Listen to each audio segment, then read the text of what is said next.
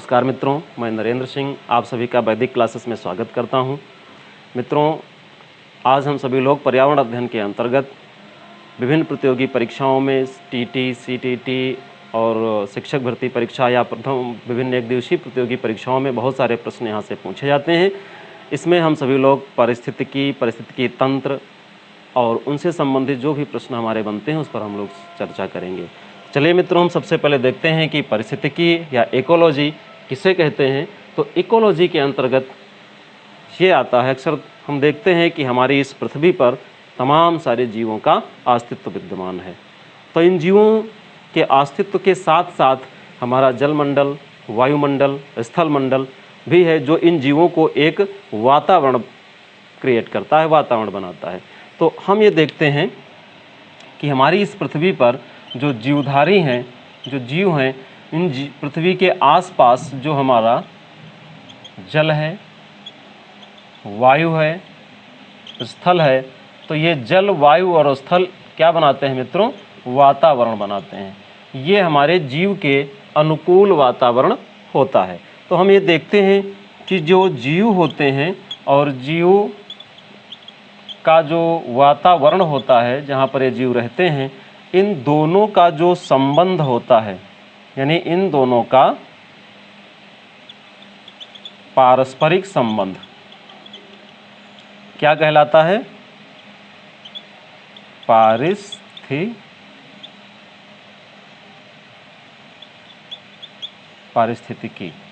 क्या कहलाता है मित्रों? पारिस्थितिकी, यानी इकोलॉजी। समझ में आ गया होगा कि इकोलॉजी क्या है। इसको एक बेहतर परिभाषा भी आप बना सकते हैं कि जीव और वातावरण के बीच जो पारस्परिक संबंध होता है, उस संबंध का अध्ययन हम कहाँ पे करते हैं? पारिस्थितिकी में करते हैं, अर्थात इकोलॉजी में करते हैं। ठीक है। तो अब यहाँ पर जो आपका बेहतर प्रश्न आता है कि इकोलॉजी शब्द का प्रयोग सबसे पहले किसने किया था? इकोलॉजी शब्द का प्रयोग सबसे पहले किसने किया था? तो चलिए यहाँ पे चलते हैं कि इकोलॉजी शब्द का प्रयोग सबसे पहले जर्मन जीव वैज्ञानिक थे। जर्मन जीव वैज्ञानिक जिनका नाम था अर्नेस्ट हैकल। अर्नेस्ट हैकल महोदय ने 1866 ईस्वी में सबसे पहले पारिस्थितिकी शब्द का प्रयोग किया था, इकोलॉजी शब्द का प्रयोग किया था। बहुत बार हमारी कई परीक्षाओं में ये सब पूछा गया है। तो मित्रों, फिर से चलते हैं इकोलॉजी को, पारिस्थितिकी को समझते हैं कि पारिस्थितिकी से संबंध हमारा हमारे जीवधारी और जो वातावरण है जहाँ पे वो रहते हैं, अर्थात जीवधारियों और वातावरण के बीच जो पारस्परिक संबंध होता है, उन संबंधों का अध्ययन हम जिसके अंतर्गत करते हैं उसे हम इकोलॉजी या पारिस्थितिकी कहते हैं। इस इकोलॉजी या पारिस्थितिकी शब्द का प्रयोग सबसे पहले जर्मन जीव वैज्ञानिक अर्नेस्ट हैकल महोदय ने किया था। अब चलते हैं मित्रों, इसी से संबंधित मिलता जुलता एक और शब्द है जिसको हम बोलते हैं इकोसिस्टम। देखिए मित्रों, इकोलॉजी और इकोसिस्टम अलग अलग चीज़ें होती हैं। ठीक है। इकोलॉजी और इकोसिस्टम, इकोसिस्टम का मतलब होता है पारिस्थितिकीय तंत्र। अब हम पारिस्थितिकी नहीं, पारिस्थितिकी तंत्र, इकोसिस्टम देखते हैं। इकोसिस्टम क्या होता है? अब यहाँ पर फिर एक प्रश्न आ जाता है कि इकोसिस्टम शब्द का प्रयोग सबसे पहले किसने किया था? यह भी कई बार आपकी परीक्षाओं में पूछा जा चुका है। तो इकोसिस्टम या पारिस्थितिकी तंत्र का शब्द का जो अध्ययन है वो सबसे पहले किसने किया था? सबसे पहले किया था ए.जी. टांसले ने। किसने किया था? ए.जी. टांसले ने सबसे पहले किया था। तो इकोसिस्टम शब्द का प्रयोग सबसे पहले ए.जी. टांसले ने किया था। इकोसिस्टम होता क्या है? अब इकोसिस्टम हम देखते हैं कि इकोसिस्टम जो होता है वो किसी स्थान विशेष पर रहने वाले जो जीवधारी हैं और उन जीवधारियों का रहन सहन, उनका खाद्य श्रृंखला और उनका वातावरण, एटमॉस्फेयर, इनका सबका जो आपसी संबंध होता है वो इकोसिस्टम के अंतर्गत आता है। मित्रों, यहाँ पर स्थान विशेष नहीं कहा गया था, यहाँ संपूर्ण पृथ्वी के जीवधारियों की बात कही गई थी और उनका वातावरणीय संबंध की बात कही गई थी। यहाँ पर पारिस्थितिकी तंत्र के अंतर्गत स्थान विशेष की बात कही जाती है। हम देखते हैं कि हमारी पृथ्वी पर कई स्थान विशेष होते हैं जहाँ के जीवधारियों का रहन सहन अलग ढंग से होता है। जैसे हम देखते हैं स्थान विशेष, जैसे पहला स्थान विशेष, जैसे घास तंत्र की बात करते हैं।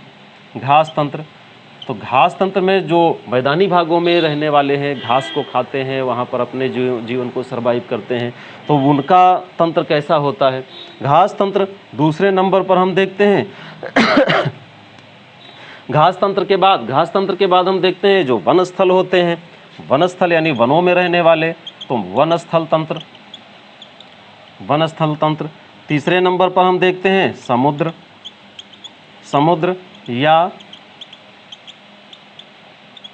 महासागरीय तंत्र। अब हम यहाँ देखते हैं कि घास स्थल तंत्र, वन स्थल तंत्र और समुद्र स्थल तंत्र, यहाँ पर अलग अलग जीवधारी अलग अलग रूप से सर्वाइव करते हैं और अलग अलग इनके जीवन शैलियाँ होती हैं। तो इनका हम अलग अलग जब अध्ययन करते हैं तो ये पारिस्थितिकी तंत्र के अंतर्गत आता है। आप समझ गए होंगे मित्रों कि पारिस्थितिकी और पारिस्थितिकी तंत्र में क्या अंतर होता है। पारिस्थितिकी शब्द का प्रयोग सबसे पहले जर्मन जीव वैज्ञानिक जो है अर्नेस्ट हैकेल ने किया था 1866 ईस्वी में, और पारिस्थितिकी तंत्र का प्रयोग सबसे पहले जो है एजी टांसले महोदय ने किया, और इसमें इन्होंने ये बताया कि स्थान विशेष पर रहने वाले जो हमारे जीवधारी हैं, वो जीवधारी यानी जीवी अजीवी घटकों का जो पारस्परिक अध्ययन होता है वो इकोसिस्टम के अंतर्गत आता है। एक स्थान विशेष के अंतर्गत जो जीवी और अजीवीय घटक होते हैं उनका पारस्परिक संबंध कैसा होता है, इनके बीच हम अध्ययन जो करते हैं उनके संबंधों के बीच में, इसको हम क्या बोलते हैं मित्रों, पारिस्थितिकी तंत्र बोलते हैं। अब यहाँ पर हम ये देखते हैं कि एजी टांसले महोदय ने जो है पारिस्थितिकी तंत्र के अंतर्गत जो है दो बातें बताई। दो बातें कौन कौन सी बताई, चलिए इसको पढ़ते हैं।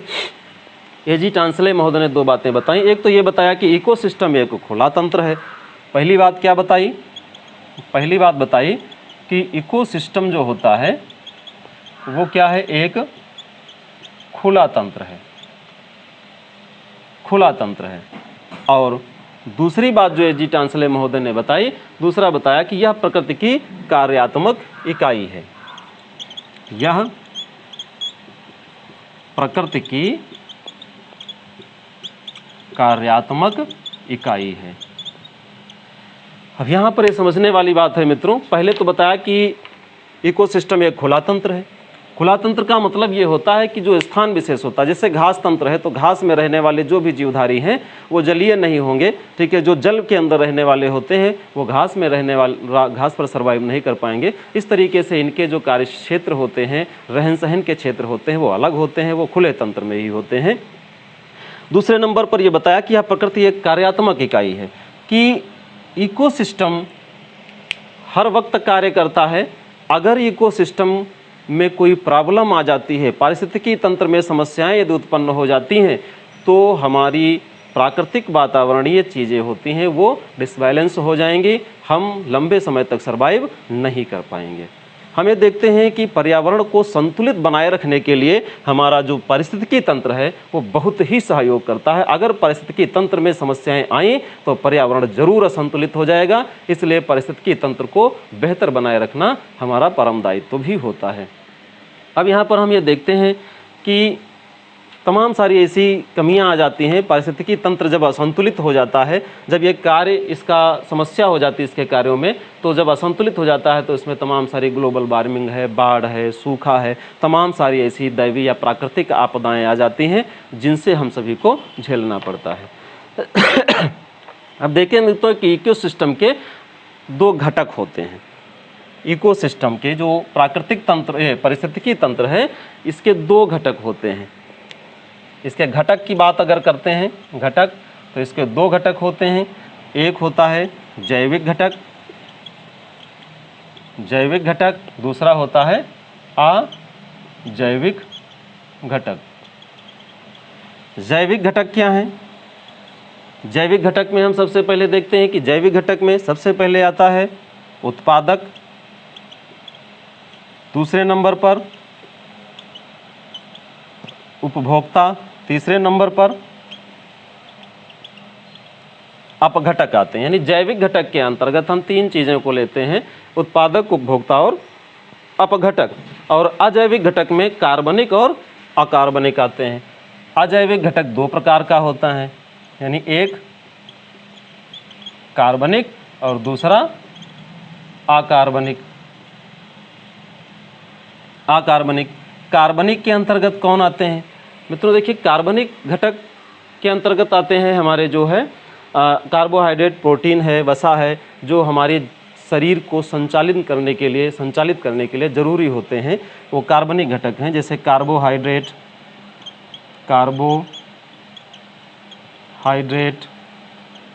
वसा, प्रोटीन, ये सब क्या है?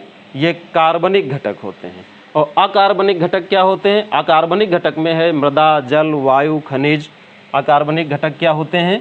अकार्बनिक यानी मृदा, जल, वायु, खनिज, चट्टानें, ये सब चीज़ें जो है अकार्बनिक घटक के अंतर्गत आती हैं। अब हम ये देखते हैं कि जैविक घटक और अजैविक घटक जो होते हैं, अब इकोसिस्टम में क्या होता है मित्रों कि ये जो जैविक घटक होते हैं, समझ गए होंगे जैविक घटक क्या है और अजैविक घटक क्या है। तो जो जैविक घटक होते हैं, इन जैविक घटकों का अजैविक घटक के बीच जो क्या होता है, पारस्परिक संबंध। जैविक घटक और अजैविक घटकों के बीच जो पारस्परिक संबंध होता है, ठीक है, तो इन्हीं संबंधों को हम किसके अंतर्गत अध्ययन करते हैं? पारिस्थितिकी तंत्र के अंतर्गत अध्ययन करते हैं। यानी जैविक घटक और अजैविक घटकों के बीच जो पारस्परिक संबंध होता है, इन्हीं संबंधों से ही इकोसिस्टम जो हमारा होता है, ठीक है, इकोसिस्टम कार्य करता है। अब समझ गए होंगे कि मित्रों हमारा इकोसिस्टम कैसे कार्य करता है। इकोसिस्टम के अंतर्गत जो हमारे जैविक घटक और अजैविक घटक होते हैं, इनका जो पारस्परिक संबंध होता है, इन संबंधों के बीच कैसा कैसा संबंध होता है, क्या संबंध होता है, क्या कार्य करते हैं, ठीक है, इसे ही हम जो है अजैविक, ये क्या नाम, इसको इकोसिस्टम कहते हैं। अब एक एक करके मित्रों हम यहाँ पर पढ़ेंगे कि जैविक घटक क्या हैं। जैविक घटक को हम अलग अलग थोड़ा सा पढ़ लेते हैं, इसको मिटा करके। देखिए, जैविक घटक में हमारा जो उत्पादक आता है ना, तो जैविक घटक में जो सबसे पहले है उत्पादक। उत्पादक क्या है मित्रों? उत्पादक हमारे जो हैं पेड़ पौधे हैं। उत्पादक क्या है? पेड़ पौधे हैं, जो सूर्य की किरणों से अपना भोजन बनाते हैं,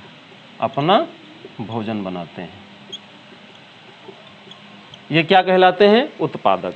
उत्पादक का मतलब जो अपना भोजन स्वयं अपने द्वारा निर्मित कर लेता है, निर्माण कर लेता है, दूसरे पर डिपेंड नहीं होता है, तो वो उत्पादक की श्रेणी में आते हैं। अब उत्पादक के बाद उपभोक्ता की बात करते हैं। उपभोक्ता क्या है? उपभोक्ता जो है, तो उपभोक्ता पौधों से प्राप्त ऊर्जा को अपने अंदर लेकर भोजन के रूप में उपयोग करते हैं। ये जो पौधे हैं, ठीक है, तो पौधों से प्राप्त भोजन को अपने अंदर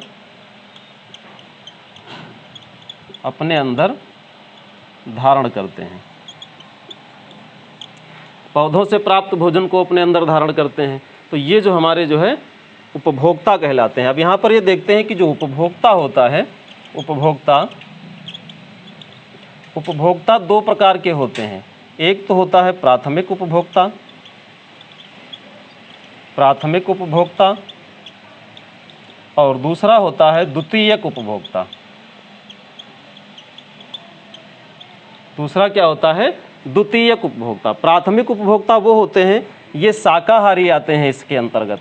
शाकाहारी ये स्वयं पेड़ पौधों को खाते हैं, ठीक है, ये मांसाहारी नहीं होते हैं। और जो द्वितीयक उपभोक्ता होते हैं, तो इन शाकाहारी जंतुओं को खा करके अपना भोजन बनाते हैं, खा करके भोजन प्राप्त करते हैं, तो इसके अंतर्गत आते हैं मांसाहारी। तो प्राथमिक उपभोक्ता के अंतर्गत जैसे हिरन है, बकरी है, भेड़ है, ये सब प्राथमिक उपभोक्ता हैं। और इनको खाने वाले जो होते हैं शेर है, बाघ है, लोमड़ी है, चीता है, तो ये सारे चीज़ जो होते हैं ये मांसाहारी होते हैं, ये द्वितीयक उपभोक्ता होते हैं।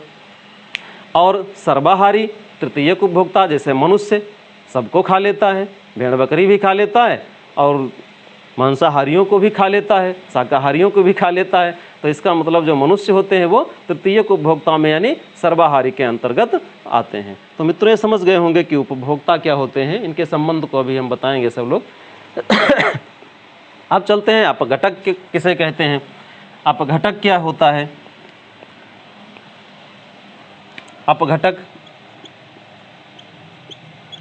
अपघटक एक प्रकार की बैक्टीरिया होते हैं मित्रों, बैक्टीरिया, ये बैक्टीरिया होते हैं। अब हम ये देखते हैं कि जो हमारे प्राथमिक उपभोक्ता हैं और जो हमारे द्वितीयक उपभोक्ता हैं या हमारे जो उत्पादक हैं, जैसे पेड़ पौधे हैं, पेड़ पौधों से जो पत्तियां नीचे गिर जाती हैं वो नीचे सड़ती हैं, या हमारे जो भेड़ बकरी हैं या शेर और चीता है, हिरन है, तमाम सारे जंगली जानवर हैं या जीव जंतु हैं, वो मर जाते हैं। मरने के बाद में जब वो उनके अंदर बहुत छोटे छोटे कीटाणु होते हैं जो उनके शरीर को खाते रहते हैं, तो वो छोटे छोटे जो कीटाणु होते हैं वो अपघटक के रूप में होते हैं, जो इन सभी की गंदगी को खा करके पुनः वो पृथ्वी तत्व में विलीन कर देते हैं और वायुमंडल में इनको जो है सम्मिश्रित कर देते हैं। तो इस प्रकार ये देखते हैं कि हमारे पर्यावरणीय तंत्र को संतुलित करने के लिए अपघटकों का होना बहुत ज़रूरी है। अपघटक बहुत ही महत्वपूर्ण भूमिका निभाते हैं। अगर अपघटक ना हो मित्रों तो हमारा पर्यावरण संतुलित नहीं हो सकता है। इसलिए अपघटकों को हमारे पृथ्वी का जो है स्वीपर कहा जाता है। क्या कहा जाता है मित्रों? पृथ्वी का स्वीपर अर्थात सफाई कर्मी। तो बैक्टीरिया क्या होते हैं? बैक्टीरिया जो होते हैं वो पृथ्वी का सफाई कर्मी होते हैं। कई बार हमारा यह प्रश्न पूछा गया है विभिन्न परीक्षाओं में कि पृथ्वी का सफाई कर्मी के नाम से कौन जाना जाता है, तो ये अपघटक ही होते हैं जो पृथ्वी का सफाई कर्मी के नाम से जाने जाते हैं। अब हम ये देखते हैं कि इसके बाद में इनका जो आपसी संबंध होता है, इनकी खाद्य श्रृंखला कैसे होती है, इसको थोड़ा सा एक डायग्राम के माध्यम से हम आपको बताने का प्रयास करेंगे। तो इसमें हम देखते हैं सबसे पहले हमारी जो पारिस्थितिकी तंत्र होती है, तो इन पारिस्थितिकी तंत्र में सबसे ज़्यादा जो स्थान होता है, सबसे ज़्यादा जो संख्या होती है वो होती है उत्पादक की। सबसे ज़्यादा संख्या उत्पादक की होती है। फिर इसके बाद दूसरे नंबर पर उपभोक्ता होते हैं और फिर तीसरे नंबर पर हमारे जो है उपभोक्ताओं में उपभोक्ता भी दो तरीके के होते हैं मित्रों। सबसे पहले प्राथमिक उपभोक्ता, फिर द्वितीयक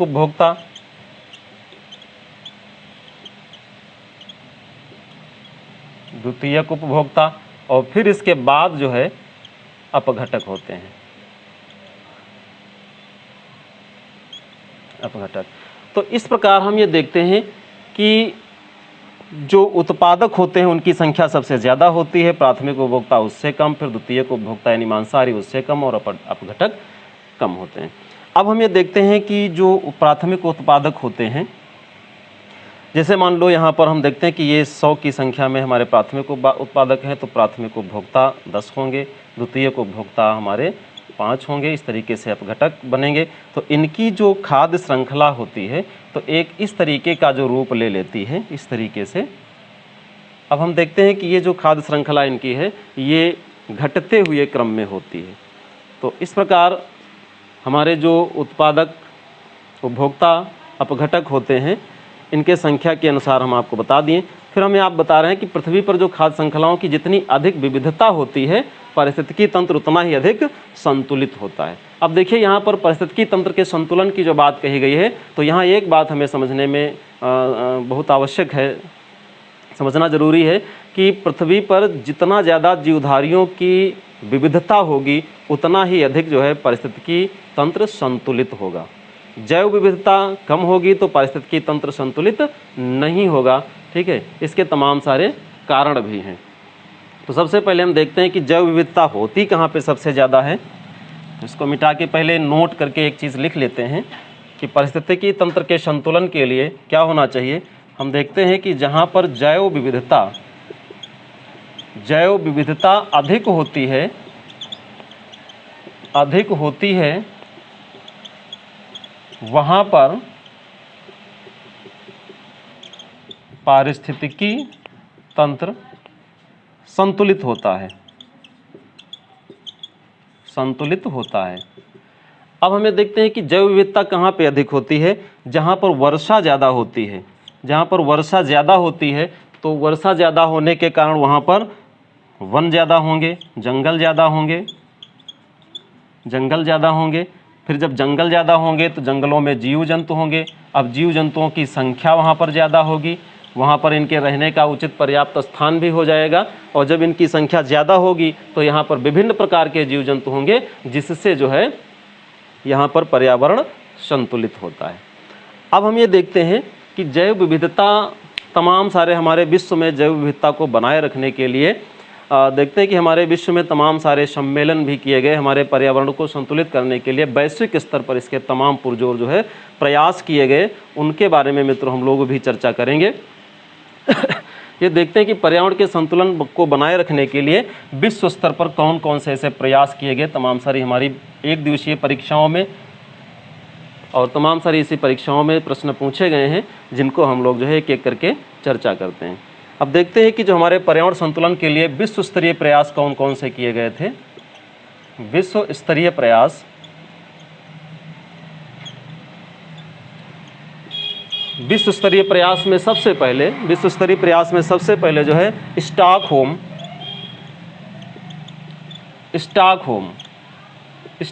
में सबसे पहला जो है पर्यावरण सम्मेलन, पर्यावरणीय सम्मेलन बुलाया गया। ठीक है, ये पर्यावरणीय सम्मेलन जो है स्टॉकहोम में, स्टॉकहोम कहाँ है, स्वीडन में है। ये 5 जून 1972 ईस्वी को ये पर्यावरणीय सम्मेलन जो था ये कब हुआ था, 5 जून 1972 ईस्वी में बुलाया गया। स्टॉकहोम कहाँ है, स्वीडन। कई बार यहाँ से परीक्षा में प्रश्न पूछे गए। ये देखा गया कि जो पर्यावरण, विश्व स्तर पर पर्यावरण को संतुलित रखने के लिए तमाम सारे ऐसे सहयोगात्मक कार्य किए गए। इसमें सबसे पहला जो कार्य था वो स्वीडन स्टॉकहोम में पर्यावरणीय सम्मेलन बुलाया गया 5 जून 1972 ईस्वी को। तभी से मित्रों यहाँ पर जो है हम सभी लोग 5 जून को क्या मनाते हैं, विश्व पर्यावरण दिवस, विश्व पर्यावरण दिवस मनाया जाता है। दूसरे नंबर पर हमने देखा दूसरा प्रयास जो हमारा वैश्विक स्तर पर किया गया, दूसरा प्रयास जो है मॉन्ट्रियल सम्मेलन में मॉन्ट्रियल में किया गया। इसको हम मॉन्ट्रियल सम्मेलन के नाम से जानते हैं। मॉन्ट्रियल सम्मेलन, मॉन्ट्रियल कहाँ है, ये कनाडा में है। कहाँ है, कनाडा में है। मॉन्ट्रियल सम्मेलन कब किया गया, मॉन्ट्रियल सम्मेलन 16 सितंबर 1987 ईस्वी को किया गया। मॉन्ट्रियल सम्मेलन कब किया गया, 16 सितंबर 1987 ईस्वी को किया गया। इसमें विशेष थीम क्या थी, इसमें ओजोन परत के संरक्षण की बात कही गई थी। ओजोन परत के संरक्षण की बात कही गई थी। देखा गया कि हमारे वैश्विक लेवल में तमाम सारी जो है जो ग्लोबल वार्मिंग गैसेज होती हैं, कार्बन डाइऑक्साइड यानी CO2 को कम करने के लिए विशेष महत्व इसमें दिया गया था। और ओजोन क्षरण जो हो रहा है, इससे हमारी पृथ्वी को बहुत सारा नुकसान पहुंच रहा है। इस पर जो चर्चा करने के लिए सम्मेलन हुआ। इसीलिए मित्रों हम 16 सितंबर को प्रत्येक वर्ष कौन सा दिवस मनाते हैं, ओजोन दिवस मनाते हैं। ओजोन दिवस कई बार हमारी परीक्षाओं में प्रश्न पूछा गया और बहुत ही इम्पॉर्टेंट प्रश्न है कि ओजोन दिवस कब मनाया जाता है, 16 सितंबर को मनाया जाता है। चलिए तीसरे नंबर पर देखते हैं कि जो तीसरा हमारा प्रयास था वो पृथ्वी सम्मेलन यानी रियो सम्मेलन के नाम से जाना जाता है। इसको क्या बोलते हैं, पृथ्वी सम्मेलन। पृथ्वी सम्मेलन इसको क्या बोलते हैं, रियो सम्मेलन। रियो कहाँ पर है, यहाँ पर हम चर्चा करते हैं कि रियो कहाँ पर है। तो रियो हमारा जो है ब्राज़ील में पड़ता है। रियो कहाँ है, ब्राज़ील में। ब्राज़ील में रियो सम्मेलन कब बुलाया गया था, तो रियो सम्मेलन मित्रों 1992 में ये पर्यावरण में जागरूकता लाने के लिए इस सम्मेलन का सूत्रपात किया गया था। ब्राज़ील यानी पर्यावरण में जागरूकता लाने के लिए, पर्यावरण में जागरूकता लाने का वैश्विक प्रयास, वैश्विक प्रयास। ठीक है। अब ये जो पहला पर्यावरण सम्मेलन बुलाया गया था तो वहीं पर ये चर्चा की गई थी कि प्रत्येक 20 वर्ष बाद विश्व में हम पर्यावरण पर पूरे वैश्विक या विश्व के सभी देश मिल करके सम्मेलन करेंगे, चर्चा करेंगे। इसलिए 20 वर्ष बाद यानी 1972 के बाद हम सीधे 1992 ईस्वी में 1992 ईस्वी में जो है 72 के बाद 92 में हमारा जो है दूसरा पर्यावरण पर सम्मेलन बुलाया गया था। अब चलते हैं चौथे नंबर पर। 4 नंबर पर हम देखते हैं कि क्योटो सम्मेलन, क्योटो सम्मेलन बुलाया गया। क्योटो कहाँ पे है? क्योटो जापान में है। जापान में ये जो क्योटो सम्मेलन है, अब जस्ट इसके जो तीसरे नंबर पर हम बुलाए थे आपका जो रियो सम्मेलन अर्थात जो पृथ्वी सम्मेलन था, इसके 5 साल बाद यानी 1997 में 1997 ईस्वी में बुलाया गया। और ये जो क्योटो सम्मेलन था इसमें मुख्य रूप से CO2